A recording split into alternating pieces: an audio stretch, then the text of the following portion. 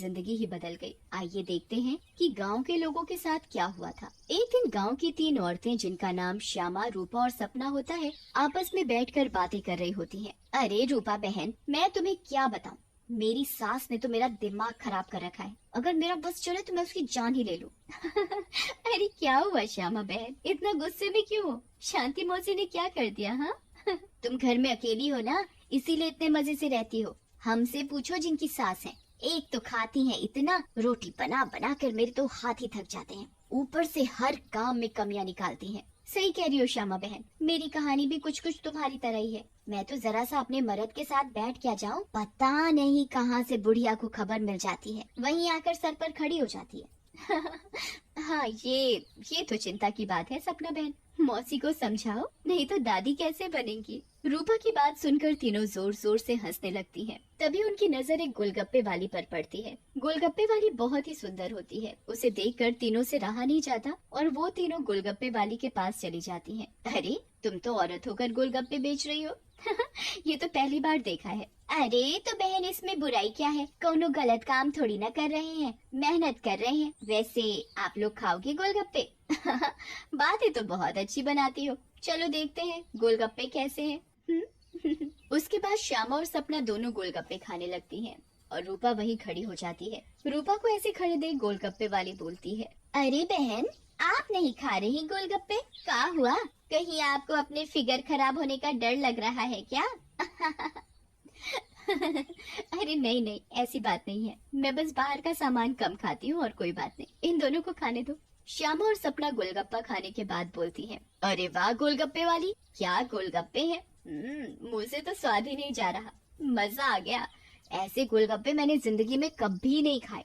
तुम तो रोज आया करो, मैं तो रोज ही खाऊंगी। हाँ हाँ हाँ बहन जी, ये भी कहने की बात है, अब तो मैं रोज ही आया करूंगी, नया नया काम जो खोला है। उसके बाद वो गोलगप्पे वाली वहाँ से चली जाती है और वो तीनों औरतें भी अपने अपने घर चली जाती हैं। अगली सुबह रूपा पानी भरने के लिए कुएं पर जाती है। वहाँ औरतें आपस में बातें कर रही होती हैं। अरे रूपा बहन, पता है तुम्हें श्यामा और सपना कहाँ है? कहाँ है मतलब? अरे अपने घर पर होंगे और कहाँ? आहा, अरे नहीं रूपा बहन, वो दोनों अपने घरों से गायब हैं। कोई कह रहा था कि उनका चक्कर चल रहा था मर्दों के साथ और उन्हीं के साथ घर छोड़कर भाग गई हैं।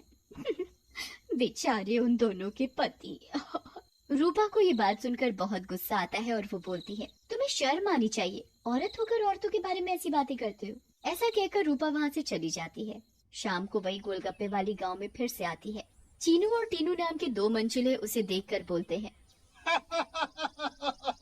अबे टीनू, वो देख क्या लड़की है, एकदम एक नंबर। ये तो तेरी भाभी बनने लायक है बीड़ू। सही कह रहा है चीनू, लेकिन इसमें थोड़ा गलती होने का। ये अपन की नहीं, तेरी भाभी बनने लायक है, समझा क्या?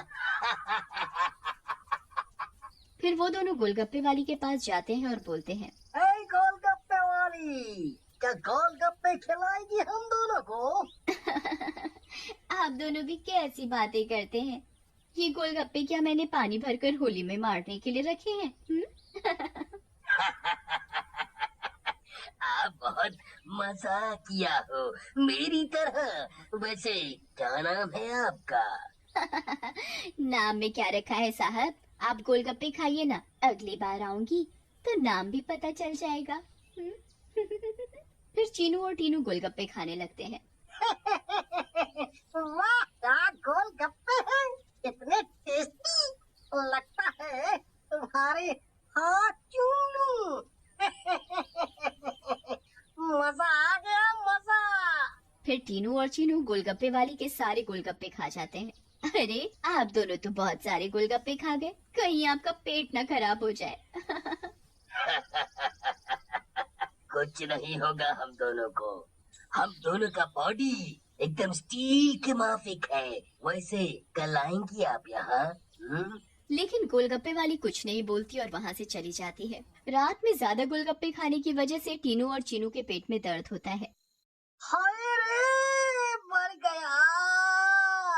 अरे टीनू भाई, ये लड़के का चक्कर अपन दोनों के लिए भारी पड़ गया रे। बहुत तेज दर्द हो रहा है।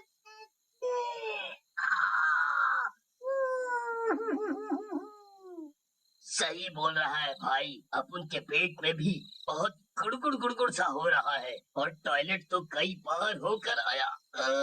मर गया रे, फिर से आ गई। टीनू और चीनू दर्द के मारे पेट पकड़कर बैठे होते हैं। तभी वो गोलगप्पे वाली उनके पास आ जाती है और बोलती है, क्या हुआ मेरे आशिकों, ऐसे क्यों बैठे हो? पेट में दर्द हो रहा है क्या? तुम्हें पता था क्या मिलाया है तुमने इसमें, बताओ। लेकिन तभी गोलगप्पे वाली चुड़ैल खरीदने आ जाती है। उसे ऐसे देखकर टीनू और चीनू दोनों घबरा जाते हैं और भागने लगते हैं। ये क्या हो गया आप उन लोगों के साथ? हम तो परी समझ रहे थे, ये तो चुड़ैल निकली। अब हम क्या करेंगे? भागो रे भागो, अपनी जान बचाकर भागो। अब हम क्या करेंगे? करेगी तो ये चुड़ैल, अगर हम यहाँ से नहीं भाग पाए, इसलिए भागो यहाँ से। लेकिन चुड़ैल उन दोनों को पकड़ लेती है और मार डालती है और वहाँ से चली जाती है। इसके बाद तो मानो ये रोज की बात हो जाती है। रोज वो चुड़ैल गोलगप्पे वाली बनकर आती और गोलगप्पे खिलाकर रात में लोगों को मार डालती। इन सब से गांव वाले बहुत परेशान हो जाते हैं और एक दिन पंचायत बिठाते हैं। पंचायत में रूपा भी जाती है। अरे भाइयों, गांव संकट में है, हम सबको मिलकर इस समस्या का समाधान निकालना पड़ेगा, नहीं तो एक एक करके पूरा गांव ही खाली हो जाएगा। तभी रूपा का पति दीनू बोलता है, लेकिन सरपंच जी, हमें तो कुछ पता नहीं है कि ये सब कौन कर रहा है, या लोग अपने आप घर छोड़कर जा रहे हैं। सही कह रहे हो दीनू बेटा, लेकिन हम ऐसे शांत तो नहीं बैठ सकते और अपने गांव वालों को जाने नहीं दे सकते। हमें कुछ तो करना ही होगा।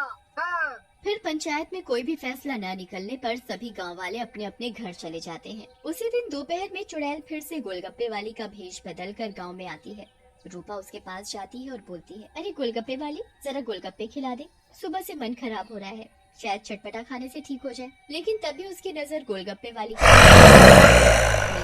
के पैर उल्टे होते हैं। रूपा ये देखकर समझ जाती है कि हो ना हो ये इसी का किया धरा है। रूपा सब समझने के बावजूद गोलगप्पे खाने लगती है और खाकर वहाँ से चली जाती है और दीनू के घर में जाकर सारी बात बताती है, जिसे सुनकर दीनू बोलता है, तुम पागल हो गई हो क्या रूपा?